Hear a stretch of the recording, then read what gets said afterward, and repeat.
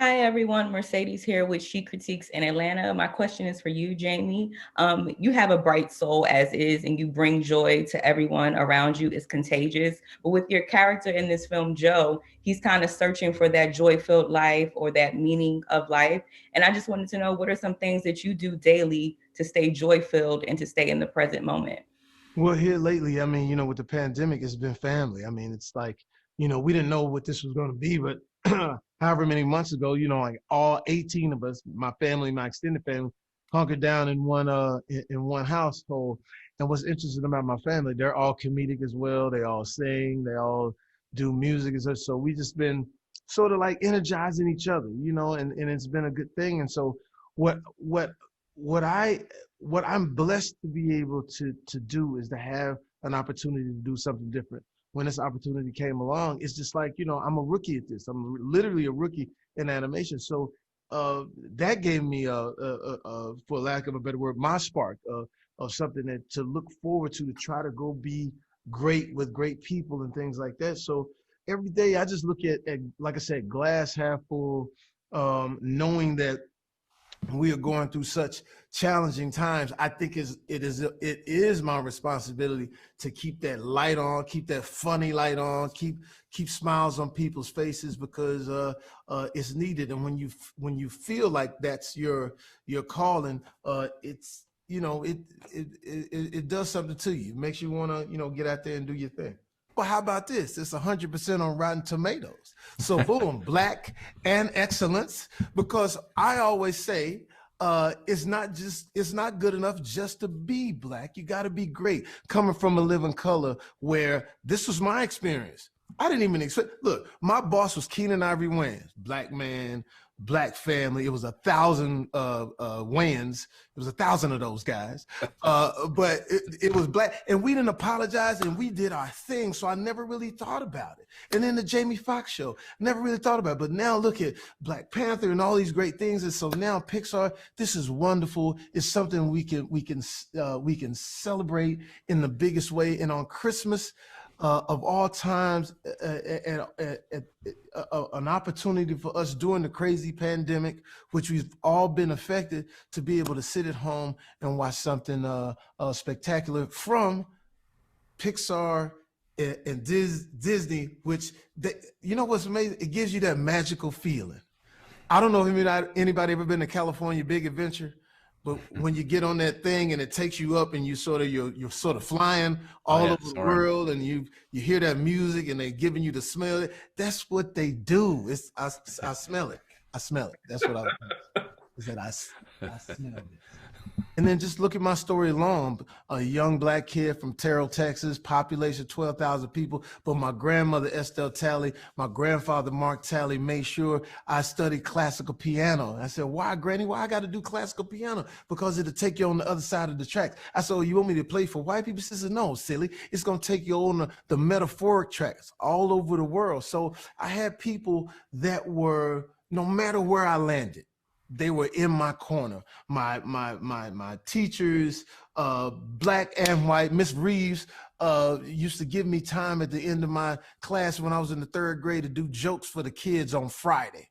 And the next thing you know, by the time I was in the fifth and sixth grade, I was doing jokes for the high school kids. So this is watching this movie helps me understand, re-spark my spark, and then pass it to other people. Everybody knows my pedigree, from people sleeping on my couch, from Nick Cannon to Flo Rida to Ed Sheeran. So I keep passing the spark I keep passing that spark, passing that. Pass that. Thank you. I can. 215, you know what I mean, Philly. Man, I don't want to put a black light on that couch of yours, man. Ooh. Yeah.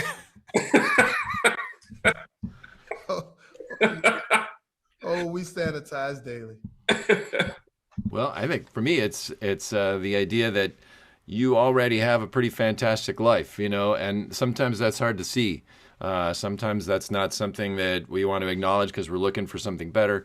But a lot of the real joys, I gotta imagine that when I'm on my deathbed, I'm not going to be thinking, flashing back to finishing the film on time and on budget. I'm going to think about my family. I'm going to be thinking about my friends, and probably like everyday moments that I could easily take for granted. And so I'm hoping that people will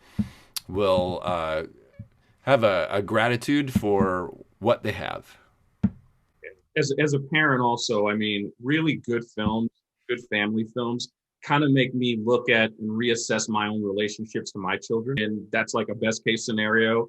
And it was so great because we did one audience screening where I remember they did a focus group afterwards. And one of the women in the audience basically had watched it with her son.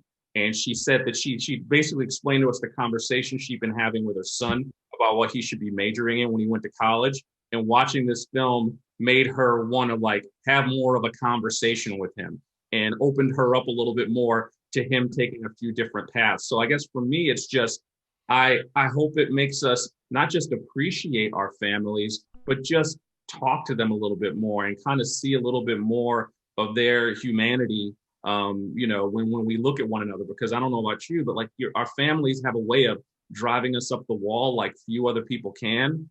And I think that I'm hoping that this kind of allows us to, for at least one night, that being Christmas, just kind of appreciate each other for who we are, warts and all.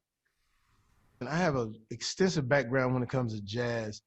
Some of my, Marsalis, Thelonious Monk, but I also had an opportunity to meet two incredible musicians, and Mr. Herbie Hancock, Mr. Chic. Now, I don't know if you know their story, but when they were like 18 years old, they get a call from a guy by the name of Miles Davis who says, "We hidden in Atlantic City."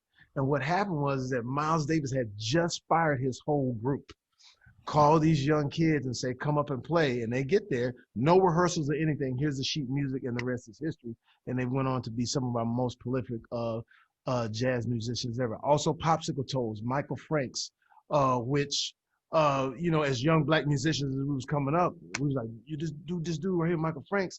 Popsicle Toes is so dope is that we actually had a club in Dallas, Texas called Popsicle Toes because we loved that type of music so much. And if you go on my Instagram, I forget the guy's name, I'm playing with this one cat and we're jazzing out. So having that background really made me bond with the character, made me understand what Joe is about.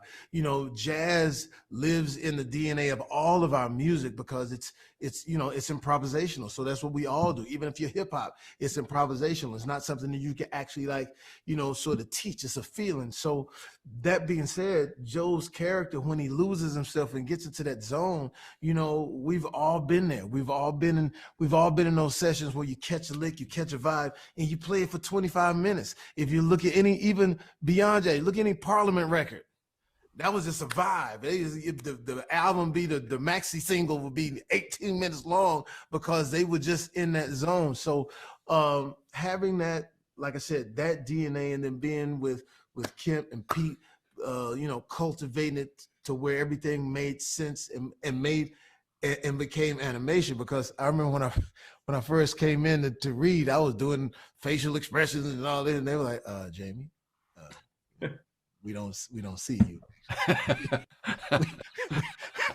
we need the voice." And it was amazing, that process when you say your lines, but then they go, "Oh, that's animation." And then to see it now, to see what you guys see, it was an incredible journey.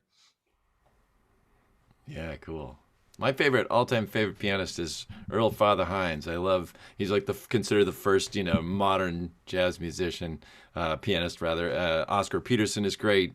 I mean, I have a big long list of favorites, but I think on this film, the guy who really influenced us the most was Jon Batiste. He became kind of what Jamie is to the voice of Joe. Jon is the hands. He's like the music, and he played at places like this and still does, and influenced so much, not only the specifics of Joe, but the film in general and the culture, and brought so much knowledge of the history and musicality and the experience of being a musician. I mean, there were lines in the films we pulled basically just right from Jon's mouth. We asked him to describe what's it like, and it would end up in the movie. Yeah, for me, I'm Gen X, so my son's name is Mingus. So Charles Mingus, John Coltrane, you know what I mean? Like all the hip hop, Herbie Hancock to me is first and foremost like the most sampled jazz artist in hip hop. So that's why it was important also, even in the music cues, to get artists like A Tribe Called Quest, and Erykah Badu, and a lot of neo soul artists. You'll hear them when you go into spaces like the tailor shop or the barber shop, because the idea is if Dez the barber is close to Joe's age in his mid 40s, he should be down with like all of the 90s and from like Long Live the Cane to the End of the Native Tongues should be kind of his soundscape, which is all sampled by jazz anyway. So to me, jazz has always been like a fusion and kind of an influence for some of my favorite hip hop in my life. So